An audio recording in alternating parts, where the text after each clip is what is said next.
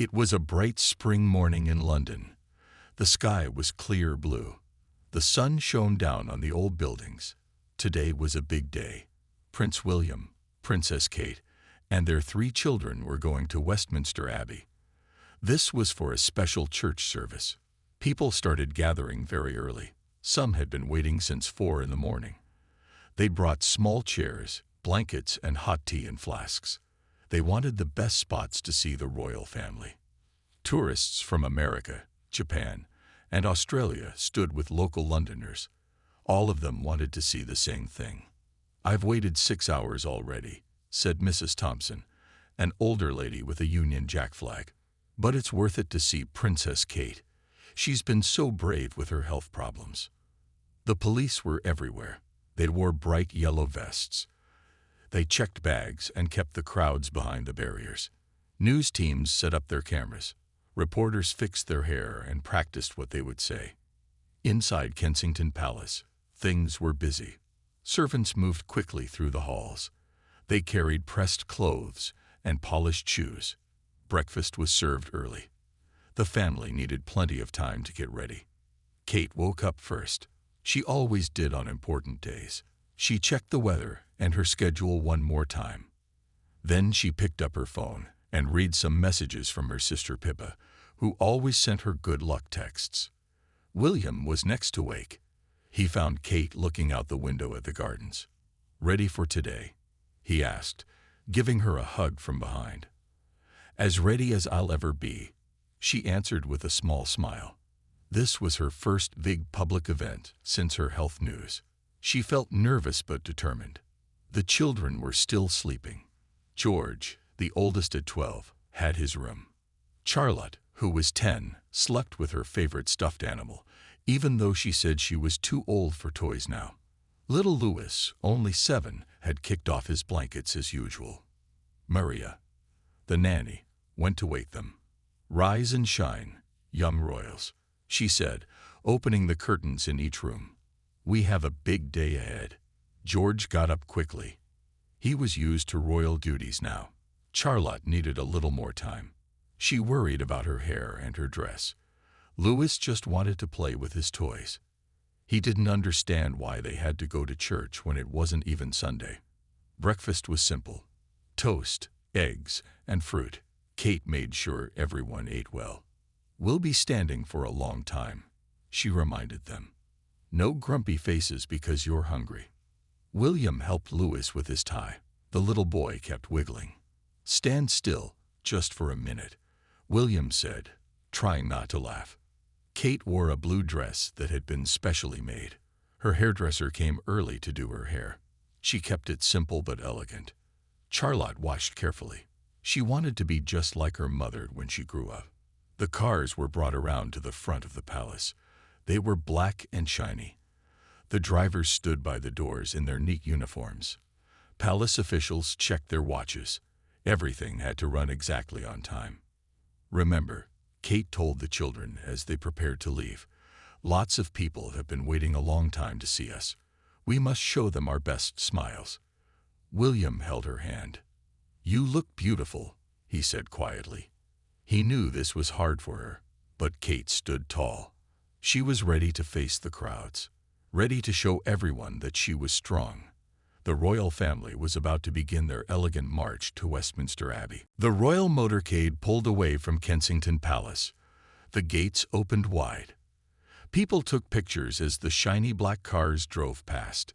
Inside the lead car, William checked his watch. They were right on time. "Wave to the people," Kate reminded Louis, who was looking at a toy car he had snuck into his pocket. The little boy quickly put it away and waved.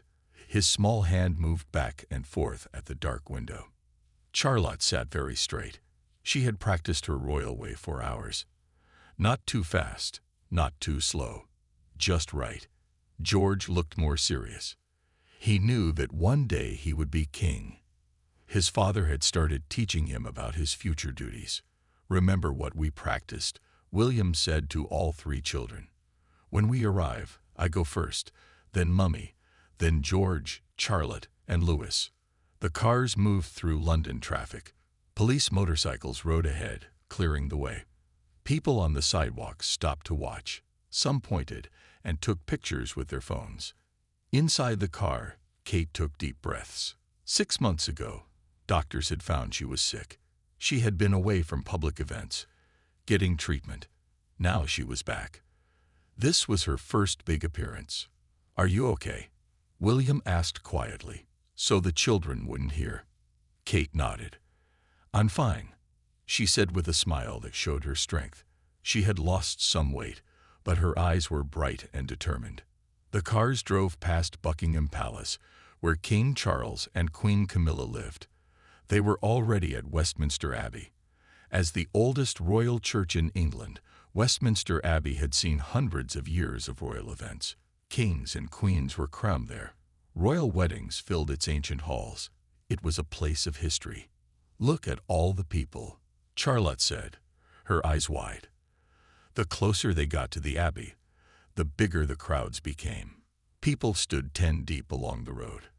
They waved flags and held up signs that said, "We love you, Kate, and get well soon."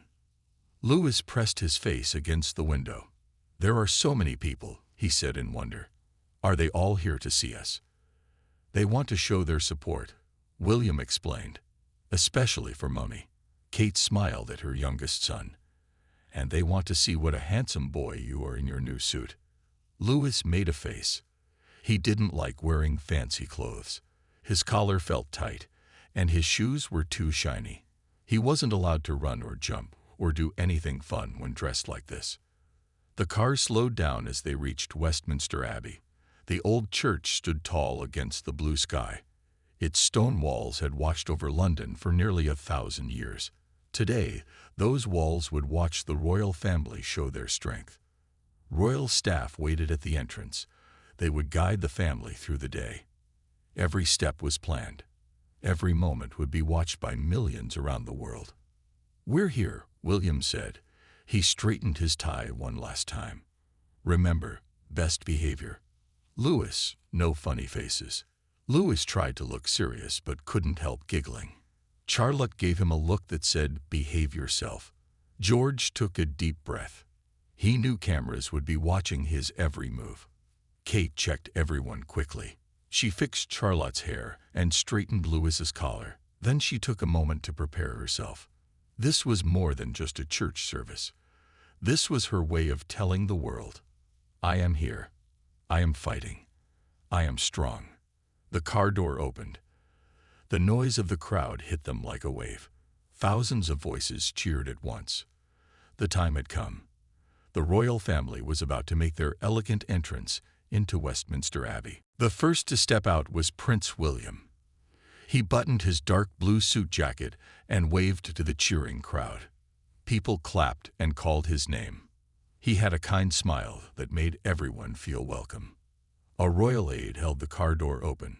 William turned back to help Kate. This was the moment everyone was waiting for. When Kate stepped out, the crowd went wild. They cheered so loud that birds flew from nearby trees. Kate wore a sky blue coat dress. It matched her sapphire earrings and the famous ring that once belonged to William's mother, Princess Diana. Her hair was pulled back in a neat style that showed her face. She looked thin but strong. Some people in the crowd had tears in their eyes. They held signs saying, "Stay strong, Kate," and "We're all fighting with you." Kate waved to them with a steady hand. Her smile never dropped. Next came Prince George. At 12 years old, he was already tall for his age. He looked more and more like his father every day. He wore a suit that matched William's. His back was straight, and his face was serious. This was a prince who understood his place in history. Princess Charlotte followed. Her dress was the same blue as her mother's. She had a small matching hat that sat perfectly on her brown hair. She gave a little wave that made the crowd say, "Aw." Even at 10 years old, she knew how to charm people. Last came Prince Louis. The 7-year-old bounced more than walked. He couldn't help it. Everything was exciting to him. He waved with both hands, making some people laugh. Kate gave him a gentle reminder, and he tried to copy his brother's serious face. It lasted about 3 seconds before he smiled again. The family stood together at the entrance to Westminster Abbey. Behind them, the busy London streets. In front, the quiet holiness of the ancient church. William and Kate put the children between them, a family united. The Dean of Westminster came forward to greet them. He wore traditional black and white robes. He bowed to William and Kate and shook their hands. He had a few kind words for each child. "Welcome to Westminster Abbey," he said. "We are honored by your presence today." Photographers took hundreds of pictures. The clicks of their cameras sounded like rain. Royal photographers who had been doing this job for decades said Kate looked amazing. They whispered to each other about her courage. The family paused at the entrance for official photos. They stood in order of height. William, Kate, George, Charlotte, and Louis. They made a perfect picture of royal dignity. Even Louis managed to stand still for a whole minute.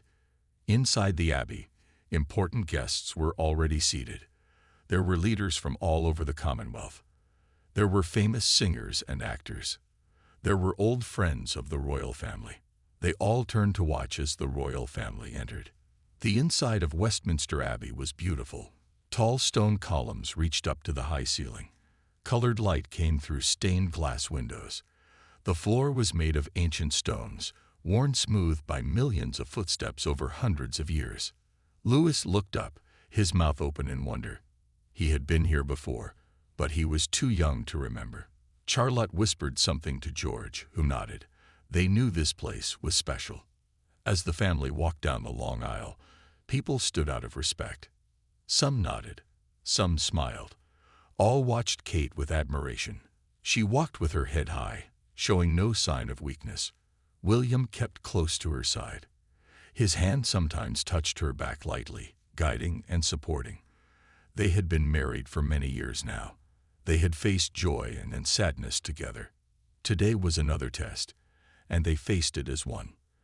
The children followed, walking carefully on the ancient stones. Their footsteps echoed in the quiet church.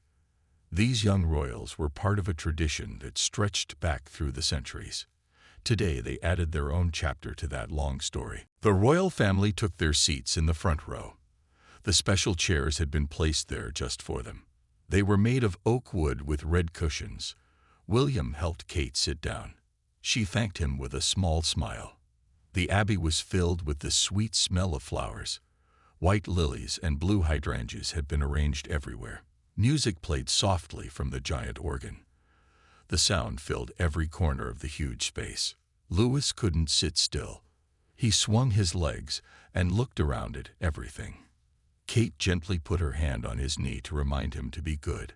Charlotte sat like a little lady, her hands folded in her lap. George stared straight ahead, practicing the serious face he would need as a future king. The Archbishop of Canterbury walked to the front. He wore fancy robes with gold designs. He welcomed everyone to this special service. His voice echoed off the stone walls. "Today we gather to celebrate Commonwealth Day," he said. "We are blessed to have the royal family with us, especially Her Royal Highness, the Princess of Wales, whose courage has inspired us all." Everyone looked at Kate. Some people had worried she would not be strong enough to come. But here she was, sitting tall and proud. William reached over and took her hand. The service began with a song. The famous Westminster Choir sang with clear, beautiful voices. The music rose up to the high ceiling. Louis was so surprised by how good it sounded that he forgot to fidget. Different people from Commonwealth countries came forward to speak. There was a man from India in a colorful turban. A woman from Jamaica wore a bright yellow dress. A young boy from New Zealand performed a traditional Maori greeting. "Look," William whispered to the children. "These people are from all the countries that will be part of our royal duty someday." Kate watched her children as they paid attention. She was proud of how well they were behaving. Even Louis was trying his best. He only asked, "How much longer?" once, and very quietly. The Archbishop read from an old Bible. The pages were thin and yellow with age. The words were about being strong during hard times. Kate listened carefully. Those words meant something special to her now. Though we face troubles, read the Archbishop, we are not crushed. Though we are pushed down, we are not destroyed. William glanced at Kate. She sat a little straighter, her eyes clear and focused. These were not just church words to her. This was her life right now. After the reading, a famous singer performed. Her voice was so beautiful that Charlotte's eyes grew wide. The little princess loved music and took piano lessons. Maybe someday she would perform in a place like this. Louis got tired of sitting still. He started to swing his legs again. He whispered something to George, who tried not to laugh. Kate gave them both a look that said, "Behave." George nodded and whispered something to Louis, who finally settled down. Outside, the crowds were still waiting. They couldn't see what was happening inside, but news reporters told them everything. People stood in the spring sunshine, hoping for another glimpse of the royal family when they came out. "I just want to see Kate," said one woman who had been waiting for hours. "She's been so brave. I want her to know we all support her." Inside the abbey, the service continued. There were more songs and more readings. William occasionally leaned over to explain something to the children. Kate sometimes helped Louis follow along in the program. The light changed as the sun moved. It came through the colored windows in bright patches. It fell across the royal family, lighting up their faces. A photographer captured the moment. William and Kate sitting together, their children beside them, a beam of colored light making them look almost magical. This was more than just a church service. It was a message to the world. The royal family was strong. Kate was fighting her health battle with grace. The children were growing up well. The future of the royal family was in good hands. After the main part of the service, there was a special ceremony. Children from different Commonwealth countries brought forward gifts. They were nervous to meet the royal family, but William and Kate made them feel comfortable. A small girl in a pink dress brought a gift for Charlotte. It was a handmade bracelet with blue and red beads. Charlotte thanked her with a perfect royal thank you that she had practiced many times. "It's lovely," Charlotte said, putting it on her wrist right away. The little girl beamed with happiness. A boy about Louis's age brought him a wooden toy car made in Belize. Louis's eyes lit up. This was much more interesting than the boring service. William had to remind him to say thank you properly instead of just grabbing the toy. George received a book about wildlife in Australia. He thanked the teenager who gave it to him and asked a polite question about kangaroos. The boy was surprised that a prince would be so normal and friendly. Kate was given a beautiful scarf made by women in India. The colors were bright blues and purples.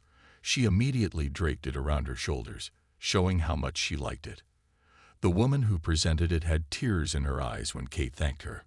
William received a carved walking stick from a man representing African nations. The top was shaped like a lion's head. William admired the craftsmanship and shook the man's hand warmly. This gift ceremony was an important part of Commonwealth traditions. It showed the connections between Britain and countries around the world. The children were learning about their future roles as representatives of the royal family. After the gifts, there was a short break before the final part of the service. The royal family went to a private room at the side of the abbey. This gave them a few minutes away from all the watching eyes. Kate needed to sit down for a moment. Her strength was amazing, but William could see she was getting tired. He brought her a glass of water while the children looked at their gifts. "You're doing wonderfully," he told her quietly. "Everyone is so impressed." Kate took a deep breath. "I can finish this," she said with determination. "The hard part is done." Louis was playing with his new toy car, running it along the edge of an ancient table. Charlotte was admiring her bracelet in a small mirror. George was already reading his book, interested in the facts about Australian animals. A royal aide came in to tell them it was time for the final part of the service. Kate stood up, straightened her dress, and checked the children quickly. A touch to George's hair, straightening Charlotte's hat, wiping a smudge from Louis's cheek. "Ready for round 2?" William asked with a smile. Kate nodded. "Ready." They returned to the main area of the abbey. People stood as they entered. The final part of the service was about to begin. This would include prayers for world peace, for the sick, and for leaders of all nations. As they walked back to their seats, Kate saw someone she knew in the crowd. It was her doctor, who had been treating her through her illness. He gave her a small nod of encouragement. She nodded back, grateful for his support. The children were getting restless after sitting for so long. Even George, usually so good, was starting to fidget. Louis had his toy car in his pocket and kept touching it. Charlotte was the only one still sitting perfectly. The Archbishop led everyone in prayer. The abbey became very quiet. Hundreds of people bowed their heads. The only sound was the Archbishop's voice and the occasional cough or rustle of clothes. William and Kate held hands during the prayer, their fingers intertwined in a way that showed years of love and support. In good times and bad, they faced life together. "Let us pray for those who are sick," said the Archbishop, "for those fighting illness with courage and grace." Kate kept her head bowed, but her grip on William's hand tightened. These words were for all sick people, but everyone knew they had special meaning today. The final hymn began. Everyone stood to sing. The organ played powerful music that made the floor vibrate. Hundreds of voices joined together in an ancient song of faith and hope. In that moment, standing with her family in the historic abbey, Kate felt a surge of strength. She could do this. She would keep fighting. For herself, for her children, for all the people who looked to her for inspiration. The service was ending. The Archbishop gave a final blessing to everyone. He raised his hands above the crowd. His voice echoed through the quiet abbey. "Go forth into the world in peace," he said. "Be of good courage. Hold fast to what is good." These old words had been said in this place for hundreds of years. Kings and queens had heard them. Now William, Kate, and their children heard them too. The royal family would be the first to leave. That was tradition. Special royal bodyguards moved into position, watching everyone carefully. These men and women were trained to protect the family from any danger. William looked at Kate. "Ready?" he asked quietly. She nodded. It was time for the most public part of the day. Walking out of the abbey, with cameras watching every step, facing the waiting crowds.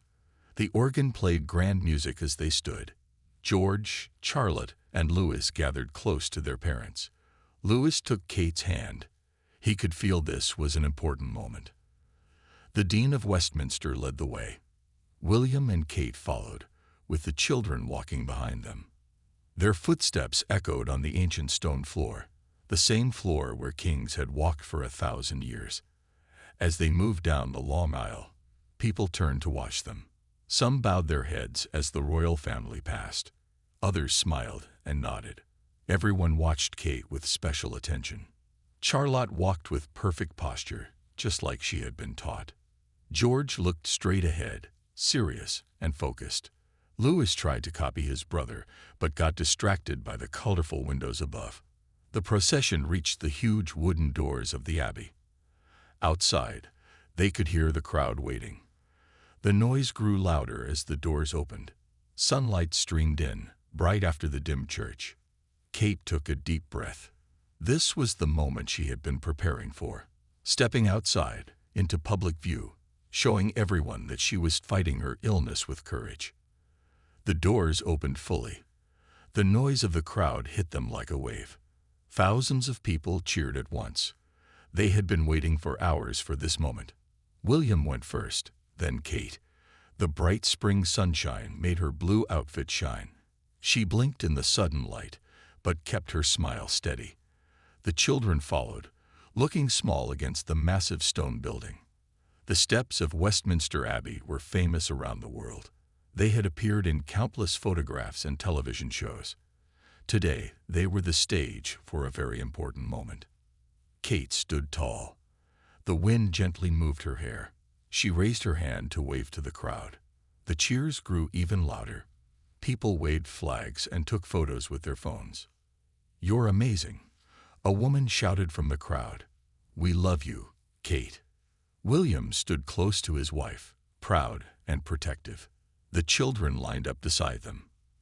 From oldest to youngest, they created a perfect royal picture.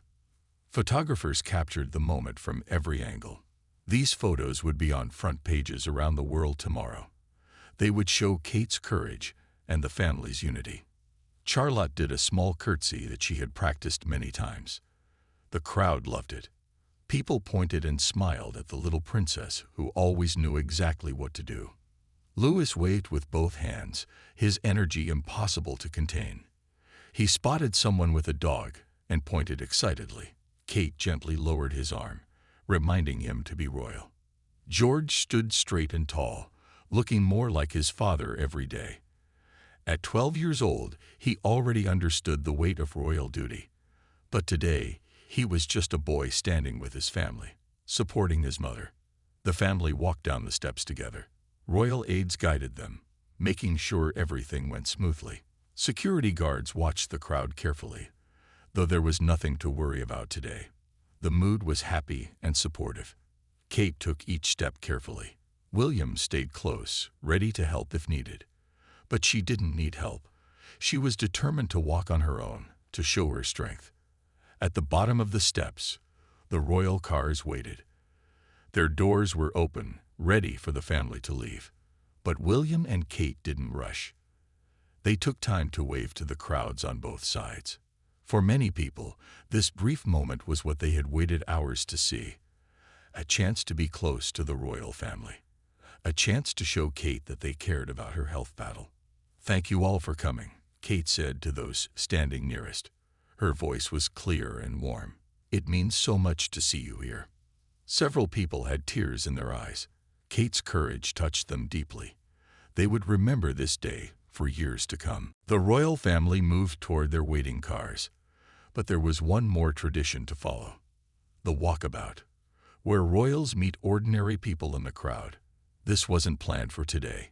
Kate wasn't expected to do this extra task. William leaned close to her ear. "We don't have to," he said quietly. "The car is right there." Kate looked at the crowd. So many hopeful faces, so many people who had waited for hours. Just a few minutes, she decided. On this side only. William nodded to the security team. They quickly moved into position, creating a safe path along the barriers. This was not in the official plan, but they were trained to adapt. The crowd cheered as Kate and William walked toward them. The children stayed close behind, with royal aides watching them carefully. This was the most unpredictable part of any royal event. Kate approached the barrier where an elderly woman stood holding flowers. The woman had tears in her eyes. "My daughter had the same illness," she told Kate quietly. "She fought it and won. You will too." Kate took the flowers and squeezed the woman's hand. "Thank you," she said. This moment, this connection, was why royal duties mattered. Real people sharing real courage. William spoke with a group of school children. They had made a card for Kate. It was covered in glitter and childish handwriting. William thanked them seriously, as if they had given him a state treasure. Charlotte was given a small teddy bear by a young girl about her age. "I have one just like it," Charlotte said, making the girl smile widely. This was royal training in action, making ordinary people feel special. George shook hands politely with people who reached out to him. His manner was perfect, not too casual, not too stiff. He was learning how to connect with the public while keeping the right royal distance. Louis was fascinated by a man with a big camera. "Is that for taking pictures of us?" he asked in his clear child's voice. People nearby laughed fondly. Louis was known for saying exactly what he thought. "Yes, young sir," the photographer replied with a smile. "Would you like to pose for me?" Louis immediately struck a superhero pose that made everyone laugh. Kate gently guided him back to proper royal behavior, but she was smiling too. A woman in a wheelchair held out a letter to Kate. "I wrote about my own journey," she explained. "I thought it might help you." Kate took the letter and thanked her warmly. These personal connections gave meaning to the difficult public appearances. The walkabout lasted only 10 minutes, but it meant everything to the people who got to meet the royal family. Some would tell the story for years, how they shook Kate's hand during her brave return to public life. Security signaled that it was time to move on. William guided Kate back toward the cars. The children followed, with Louis looking back and giving one more enthusiastic wave to the crowd. Kate was tired now, though she didn't show it. Only William could tell by the slight change in her posture. He stayed close, his hand ready to support her elbow if needed. At the car, he helped her in first, then the children climbed in, with Louis bouncing on the seat. William went around to the other side. The doors closed, giving them a moment of privacy behind the tinted windows.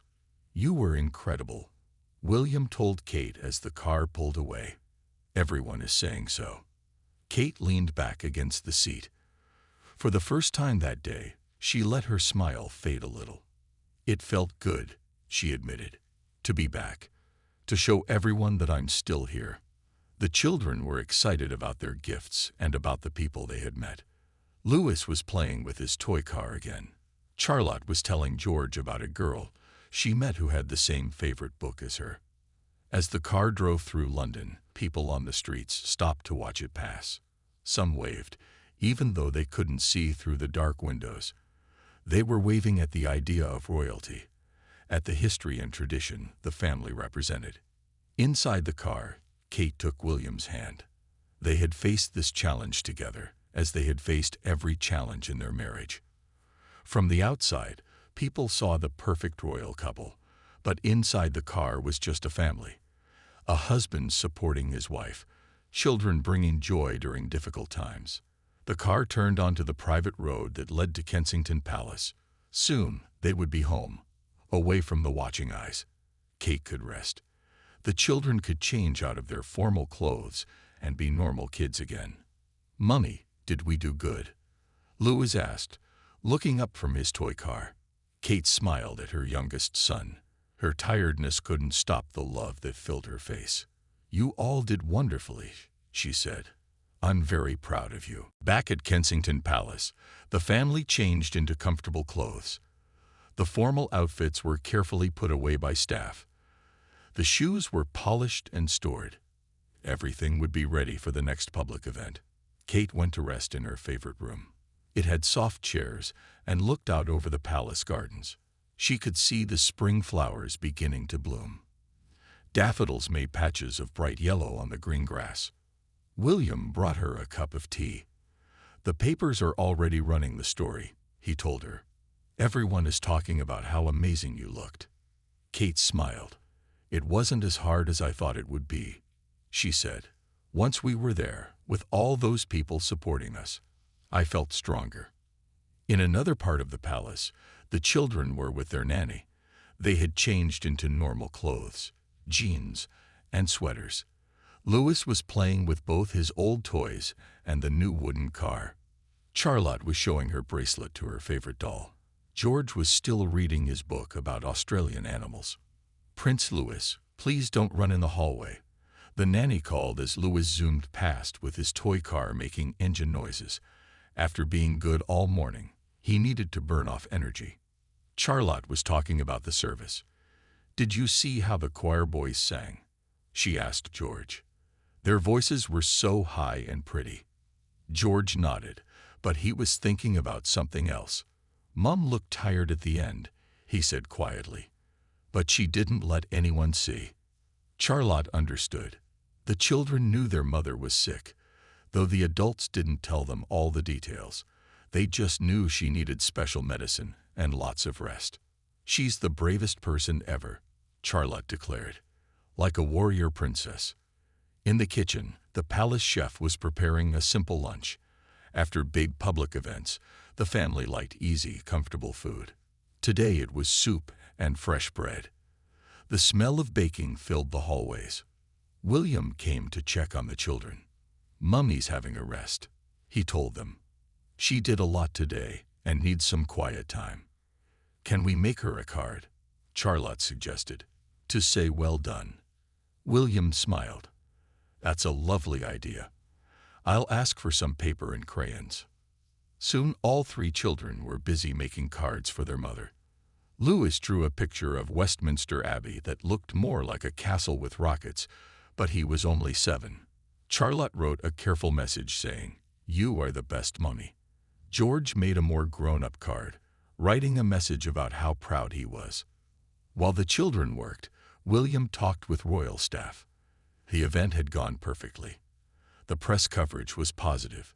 Photos of Kate looking strong and elegant were already appearing online. "Her Royal Highness made a powerful statement today without saying a word," said the communications director. "The image of the family united on the steps of the Abbey will be iconic." William nodded. He knew what these events cost Kate in terms of energy. But he also knew how important they were, not just for the monarchy, but for all the people who found hope in Kate's courage. The phone rang. It was King Charles, William's father, calling to congratulate them on a successful appearance. He asked about Kate's health and how the children had behaved. They were perfect, William told his father. Even Louis only fidgeted a normal amount. After lunch, the family gathered in their private living room. It was nothing like people might imagine a royal room to be. There were comfortable sofas with some cushions out of place. There were children's books and toys on shelves. Family photos stood on tables. Kate sat in her favorite chair. She was wrapped in a soft blanket, though the room was warm.